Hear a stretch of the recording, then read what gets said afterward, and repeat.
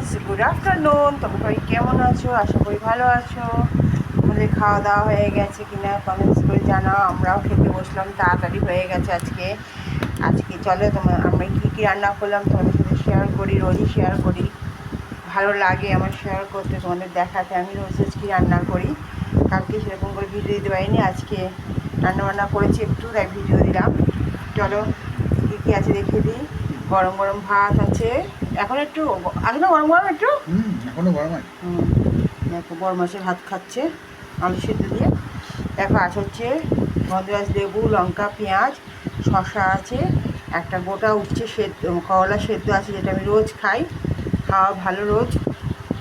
আর তার সাথে আছে সাদা নোটের শাক, আলু বওয়ালা ভাতে মাখা, এই যে কাতলা মাছের ঝোল, পটল দিয়ে আলু দিয়ে কাঁচকলা দিয়ে সব দিয়ে করেছি। কেমন দেখতে হয়েছে মাছের ঝোলটা অবশ্যই কমেন্টস করে জানিও। আর আছে শেষ পাতে চাটনি। এই হচ্ছে আজকে আমার দুপুরের আহার। কোনটা ছেড়ে কোনটা খাবো বুঝতে পারছি না, সবগুলোই আজকে আমার প্রিয়। করলা আলু সেদ্ধ আমার প্রিয়, সাদা নোটের শাকও প্রিয়।